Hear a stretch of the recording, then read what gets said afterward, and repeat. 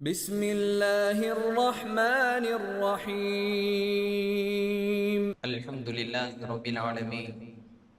الصلاة والسلام على رسوله الأمين وعلى آله وصحابه الطيبين الطاهرين ومن تبعهم بإحسان إلى يوم الدين. أما بعد، وقال الله تعالى في القرآن الكريم: أعوذ بالله من الشيطان الرجيم، بسم الله الرحمن الرحيم. ألا إن أولياء الله لا خوف عليهم ولا هم يحزنون.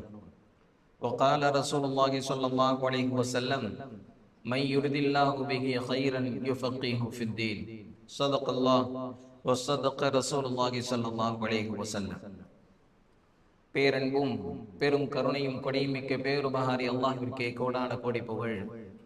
நபிகள் நாயகம் முஹம்மது ரசூலுல்லாஹ் ஸல்லல்லாஹு அலைஹி வஸல்லம் அவர்களின் மீதும், அவர்களை பின்பற்றி வாழ்ந்த சகாபாக்கள், தாபிஈன்கள், தபஇ தாபிஈன்கள், உலமாக்கள், ஷஹதாக்கள், சாலிஹீன்கள், இங்கு அமர்ந்திருக்கிற நம் அனைவரின் மீதும் அல்லாஹ்வின் அன்பும் அருளும் என்றென்றும் நிறைவாக உண்டாவதாக. அல்லாஹ்வின் கிருபையால் இமாம் அபூ ஹனீஃபா ரஹிமஹுல்லாஹ் அவர்களினுடைய நினைவு தினத்தில் அவர்கள் குறித்து பேசுவதற்கும், அவர்கள் ஆற்றிய மார்க்க பணியை புரிந்து கொள்வதற்கும், அவர்களுக்கு நன்றி செலுத்துவதற்குமான இந்த மஜ்லிஸில் கலந்து கொள்ளக்கூடிய ஒரு தௌஃபீக்கை அல்லாஹ் நமக்கு தந்திருக்கிறான். அல்ஹம்துலில்லாஹ். வரலாற்று பேரொளிகள் என்கின்ற ஒரு தொடரில் இமாம் அபூ ஹனீஃபா ரஹிமஹுல்லாஹ் அவர்கள், இமாம் ஷாஃபிஈ ரஹிமஹுல்லாஹ் அவர்கள், இமாம் மாலிக் ரஹிமஹுல்லாஹ் அவர்கள், இமாம் அஹ்மது இப்னு ஹம்பல் ரஹிமஹுல்லாஹ் அவர்கள் போன்ற 4 பெரும் இமாம்கள் குறித்தும், மிகச்சிறந்த நேர்வழி பெற்ற ஹலீஃபாக்கள் என்று நம்மால் போற்றப்படுகின்ற ஹஸரத் அபூபக்கர் ரலியல்லாஹு தஆலா அன்ஹு அவர்கள், ஹஸரத் உமர் ரலியல்லாஹு தஆலா அன்ஹு அவர்கள், ஹஸரத் உஸ்மான் ரலியல்லாஹு தஆலா அன்ஹு அவர்கள், ஹஸரத் அலி ரலியல்லாஹு தஆலா அன்ஹு அவர்கள் போன்றவர்கள் குறித்து அந்தந்த நினைவு தினங்களில் இது போன்ற ஒரு மஜ்லிஸை ஏற்பாடு செய்ய வேண்டும் என்கின்ற அற்புதமான ஒரு முடிவினுடைய முதல் துவக்கமாக இமாம் அபூ ஹனீஃபா ரஹிமஹுல்லாஹ் அவர்களினுடைய நினைவு மஜ்லிஸில் இருந்து நாம் இந்த வரலாற்று பேரொளிகள் என்கின்ற தொடரை துவங்குகிறோம்.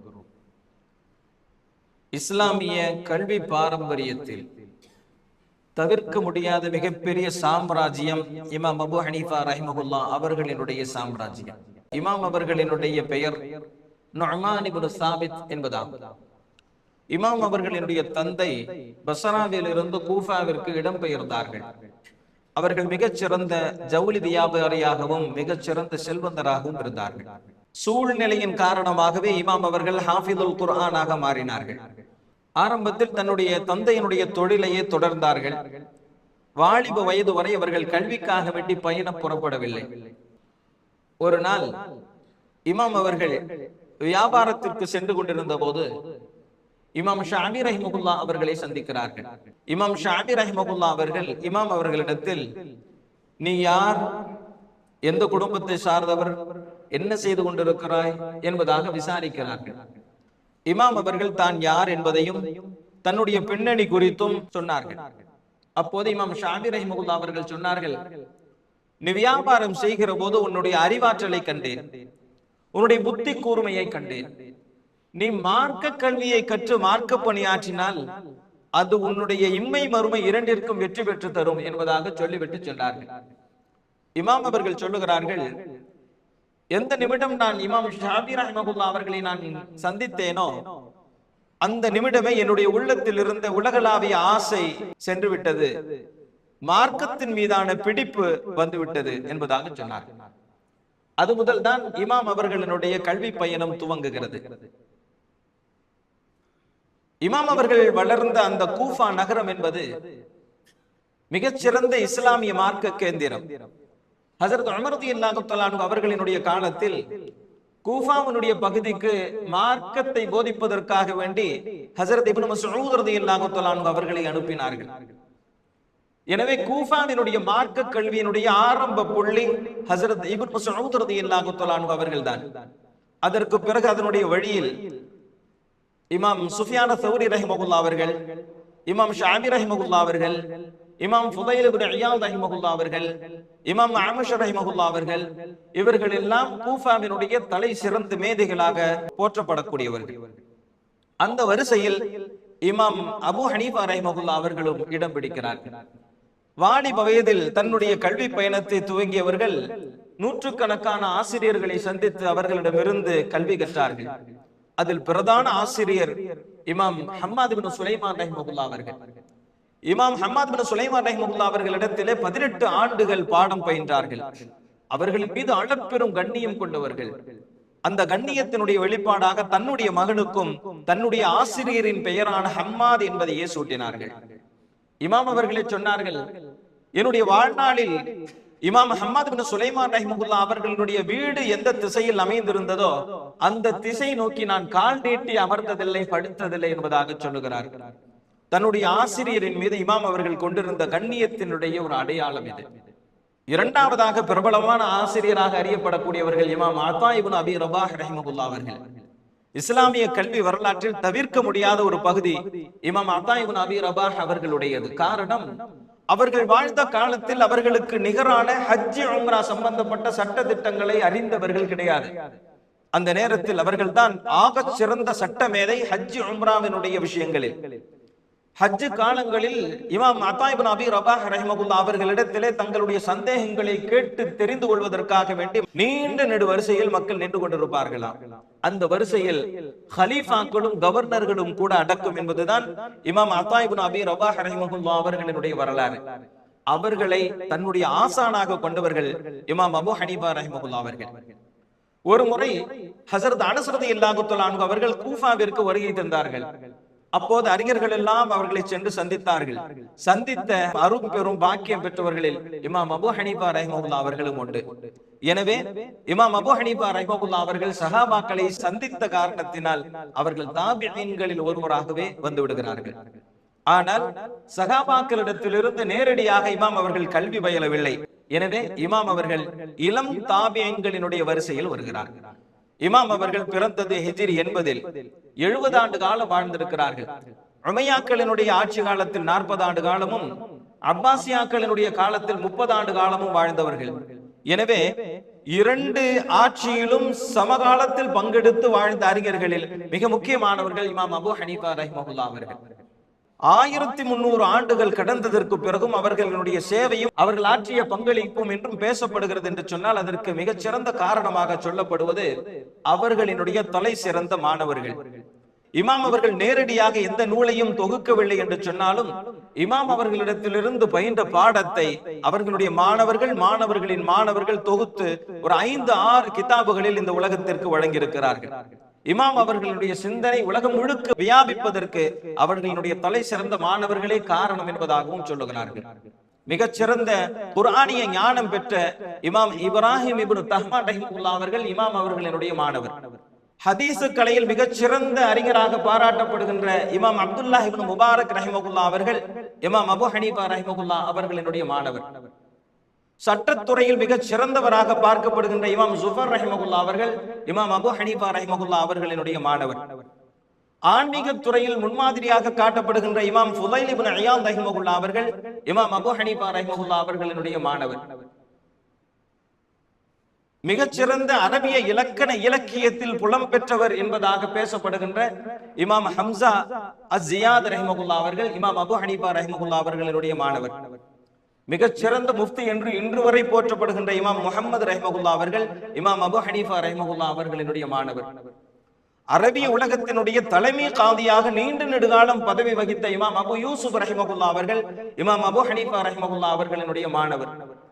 இமாம் அபு ஹனீஃபா அவர்களுடைய அற்புதமான புதல்வராகிய இமாம் ஹம்மாத் இப்னு அபி ஹனீஃபா ரஹிமஹுல்லாஹ் அவர்களும் மிகச்சிறந்த மாணவர். மிகச்சிறந்த மாணவர்களை கொண்ட காரணத்தினாலேயே இமாம் அபு ஹனீஃபா ரஹிமஹுல்லாஹ் அவர்களுடைய சிந்தனை இந்த உலகம் முழுக்க வியாபிப்பதற்கான காரணம் என்பதாகவும் சொல்லுகிறார்கள்.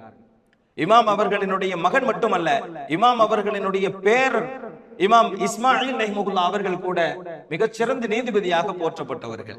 இமாம் அவர்களினுடைய அறிவாற்றல் குறித்து இமாம்கள் பல்வேறு வகையில் அவர்களை புகழ்ந்து பேசியிருக்கிறார்கள்.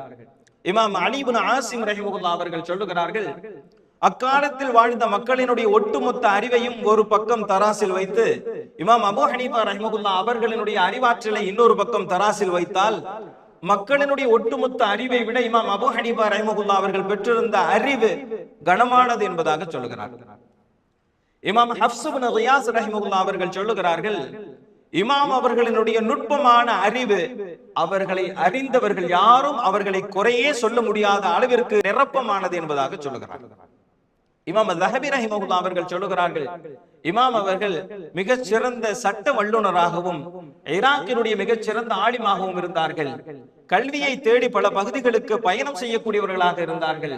ஆனால் ஹதீஸை அவர்கள் அறிவித்தது குறைவு என்பதாக சொல்லுகிறார்கள். இமாம் நஸஈ ரஹிமஹுல்லாஹ் அவர்கள் சொல்லுகிறார்கள், இமாம் அவர்கள் மார்க்க கல்வியை அதிகம் தேடக்கூடியவர்களாகவும் கற்கக்கூடியவர்களாகவும் பணியாற்றக்கூடியவர்களாகவும் இருந்திருந்தாலும் ஹதீஸை அவர்கள் அறிவித்தது குறைவுதான் என்பதாக இமாம் நஸஈ ரஹிமஹுல்லாஹ் அவர்கள் சொல்லுகிறார்கள். இமாம் அப்துல்லாஹ் இப்னு முபாரக் ரஹிமஹுல்லாஹ் அவர்கள் சொல்லுகிறார்கள், இமாம் அபூ ஹனீஃபா ரஹிமஹுல்லாஹ் அவர்கள் அஃப்தஹுன் நாஸ், மக்களிலேயே ஆக சட்ட விளக்கம் தெரிந்தவர்கள். அவர்களும் இமாம் சுஃபியான் ஸௌரி ரஹிமஹுல்லாஹ் அவர்களும் மட்டும் இந்த ஈராக்கில் இல்லை என்று சொன்னால் நான் சாமானிய மக்களில் ஒருவராகவே ஆகியிருப்பேன் என்பதாக இமாம் அப்துல்லாஹ் இப்னு முபாரக் ரஹிமஹுல்லாஹ் அவர்கள் சொல்லுகிறார்கள். இமாம் அப்துல்லாஹ் இப்னு முபாரக் ரஹிமஹுல்லாஹ் அவர்கள் யார் தெரியுமா? அவர்கள் இமாம் புகாரி ரஹிமஹுல்லாஹ் அவர்களுக்கே உஸ்தாத், மிகச்சிறந்த ஹதீஸுக்களை வல்லுனர். அவர்கள் சொல்லுகிறார்கள், இமாம் சுஃபியான் ஸௌரி ரஹிமஹுல்லாஹ் அவர்கள், இமாம் அபூ ஹனீஃபா ரஹிமஹுல்லாஹ் அவர்கள் மட்டும் இல்லை என்று சொன்னால் நான் மக்களில் சாதாரண ஒருவராகவே இருந்திருப்பேன்.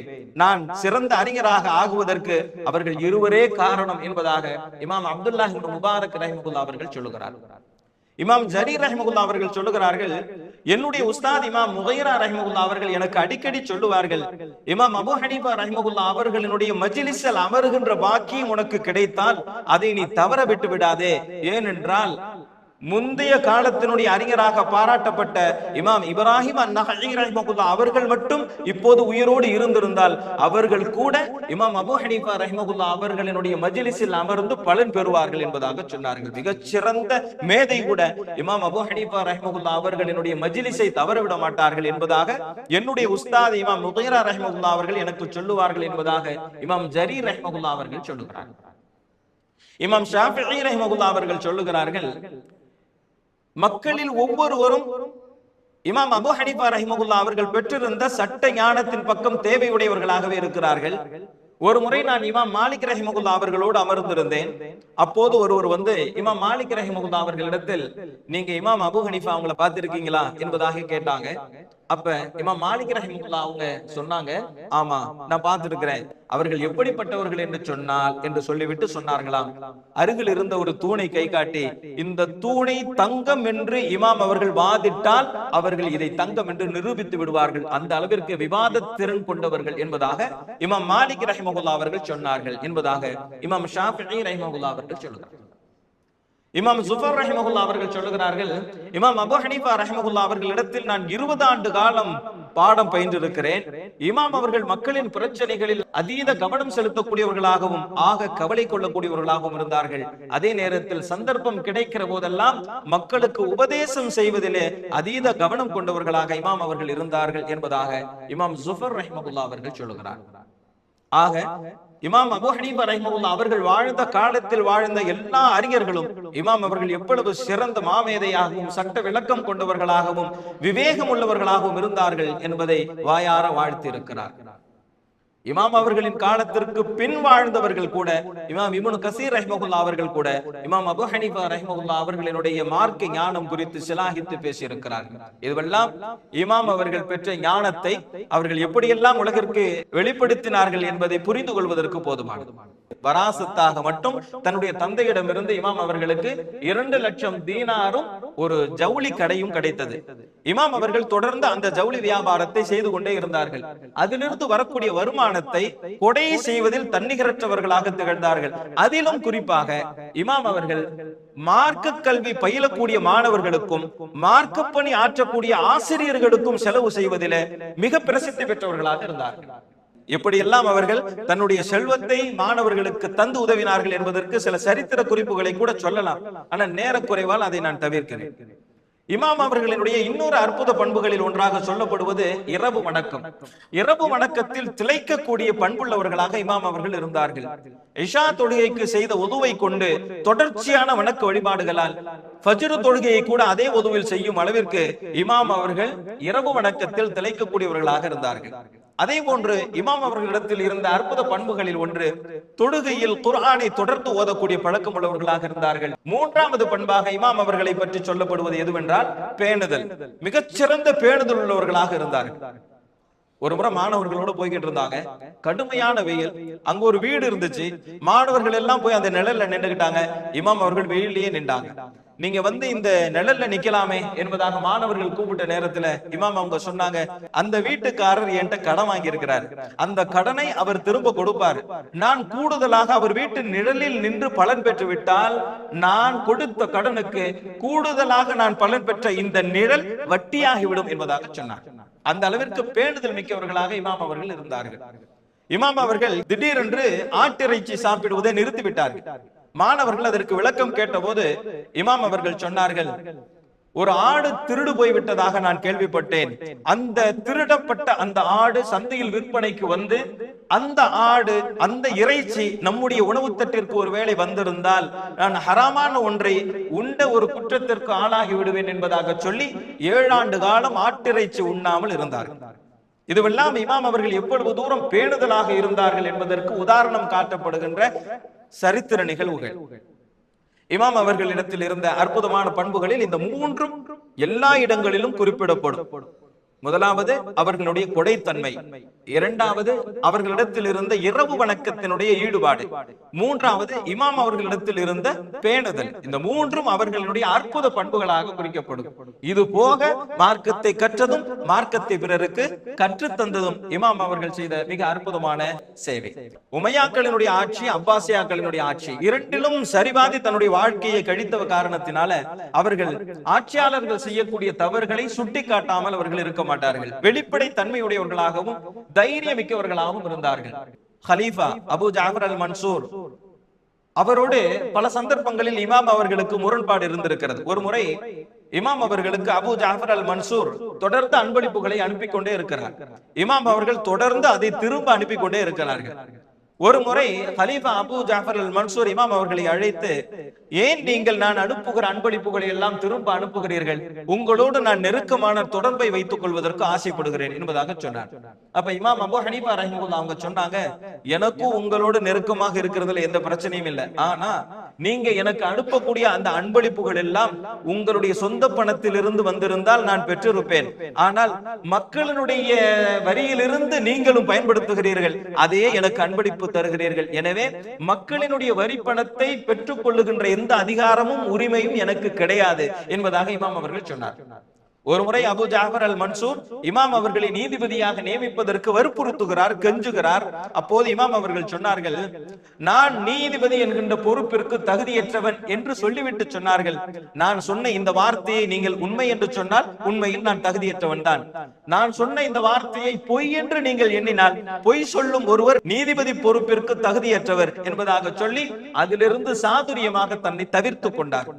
அபு ஜாஃபர் அல் மன்சூர் அவர்களுக்கும் அவர்களுடைய மனைவிக்கு மத்தியில தகராறு. மக்கள் எல்லாம் தங்களுடைய பிரச்சனைகளை எப்படி இமாம் அவர்களிடத்தில் கொண்டு வருகிறார்களோ அதுபோன்று அந்த பிரச்சனையும் இமாம் அவர்களுக்கு வருகிறது. அப்ப 2 பேரும் நிக்கிறாங்க. ஹலீஃபா அபு ஜாஃபர் அல் மன்சூர் ஒரு பக்கம், அவர்களுடைய மனைவி இன்னொரு பக்கம். ஹலீஃபா கேட்கிறார் இமாம் அவங்களை பார்த்து, ஒரு ஆண் எத்தனை திருமணம் முடிச்சுக்கலாம் அப்படின்னு. இமாம் அவங்க 4ன்னு சொன்னாங்க.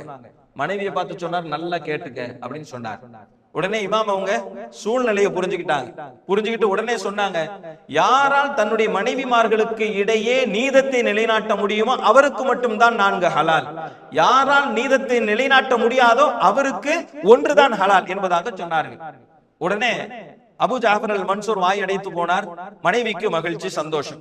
இமாம் அவர்கள் சென்றதற்கு பிறகு அவர்கள் இமாம் அவர்களுக்கு பரிசுகளை, அன்பளிப்புகளை அனுப்புகிறார்கள். இமாம் அவர்கள் அந்த அன்பளிப்புகளை திரும்ப அனுப்பினார்கள். திரும்ப அனுப்புகிற போது கொண்டு வந்தவரிடத்தில் இமாம் அவர்கள் சொல்லி அனுப்பினார்கள், நான் அங்கே நின்றது என்னுடைய ரப்புக்காக, விளக்கம் சொன்னது என்னுடைய மார்க்கத்திற்காக, யாருடைய நெருக்கத்திற்காகவும் நான் இந்த தீர்ப்பை நான் செய்யவில்லை. எனவே எந்த அன்பளிப்பும் எனக்கு பொருத்தமற்றது என்பதாக இமாம் அவர்கள் சொன்னார். அந்த அளவிற்கு நீதம் தவறாதவர்களாகவும் தைரியமாக எல்லா இடத்திலும் பேசக்கூடியவர்களாகவும் இமாம் அவர்கள் இருந்திருக்கிறார்கள். பேணுதல் மிக்கவர்களாக தன்னுடைய வாழ்வினுடைய கடைசி பகுதி வரை இருந்தார்கள் என்பதுதான் மிக அற்புதமான அவர்களுடைய வரலாறு. ஹிஜ்ரி 150 ஷாபான் மாதத்தினுடைய 2வது பிறையில் நஞ்சூட்டப்பட்டவர்களாக இமாம் அவர்கள் ஷஹீதானார்கள். இமாம் ஸஹபி ரஹிமஹுல்லாஹ் அவர்கள் சொன்னார்கள், இமாம் அவர்கள் நஞ்சூட்டப்பட்ட நிலையில் அவர்கள் ஷஹீதாக்கப்பட்டார்கள் என்பதாக இமாம் ஸஹபி ரஹிமஹுல்லாஹ் அவர்கள் சொன்னார்கள். ஏனென்று சொன்னால் இமாம் அவர்கள் வெறும் மார்க்க சேவை என்று மட்டும் இல்லாமல் பொது விஷயங்களிலும் ஈடுபடக்கூடியவர்களாக இருந்தார்கள். குறிப்பாக அரசியல் சார்ந்த விஷயங்களில் தைரியமாக பேசக்கூடியவர்களாக இருந்தார்கள். அப்பாசியாக்களினுடைய ஆட்சி காலத்தை விட உமையாக்களினுடைய ஆட்சி காலம் சிறந்தது என்று பகிரங்கமாக மக்களிடத்தில் பேசக்கூடியவர்களாக இருந்தார்கள். கலீஃபாக்கள் செய்யக்கூடிய தவறுகளை பகிரங்கமாகவே சுட்டிக்காட்டக்கூடியவர்களாக இருந்தார்கள். இப்படி எல்லாம் அவர்கள் செய்த காரணத்தினால் துரோகம் இழைக்கக்கூடியவர்கள் நஞ்சூட்டி இமாம் அவர்களை ஷஹீதாக்கினார்கள் என்பது இமாம் அபூ ஹனீஃபா ரஹிமஹுல்லாஹ் அவர்களுடைய அற்புதமான ஒரு சாம்ராஜ்யம். மார்க்கத்தை பின்பற்றக்கூடிய வழிமுறைகளில் ஒன்றாக ஹனஃபி மதுஹபை இன்று வரை நாம் பின்பற்றுகிறோம். நம்முடைய பள்ளியும் இமாம் அபூ ஹனீஃபா ரஹிமஹுல்லாஹ் அவர்களுடைய சிந்தனையை அடிப்படையாக கொண்ட ஹனஃபி மதுஹபை சார்ந்தது என்பது நமக்கு தெரியும். ஆக அல்லாஹு ஜல்ல ஷானஹு தஆலா இமாம் அபூ ஹனீஃபா ரஹிமஹுல்லாஹ் அவர்களை நினைத்து பார்க்கக்கூடிய ஒரு சந்தர்ப்பத்தை நமக்கு வழங்கியது மிகப்பெரிய பாக்கியம். அல்லாஹு ஜல்ல ஷானஹு தஆலா நாளை மறுமையிலே உயர்ந்த நபிமார்களோடு, சித்தீகீன்களோடு, ஷுஹதாக்களோடு, ஃபுகஹாக்களோடு, இது போன்ற சாலிஹான மக்களோடு நம்மையும் எழுப்புவானாக. சுவர்க்கத்தில் நாம் அனைவரையும் அதுபோன்று உயர்ந்த மக்களோடு ஒன்று சேர்ப்பானாக. வஆகிர் தாவனா அல்ஹம்துலில்லாஹி ரப்பில் ஆலமீன். அஸ்ஸலாமு அலைக்கும் வரஹ்மத்துல்லாஹி வபரகாத்துஹு.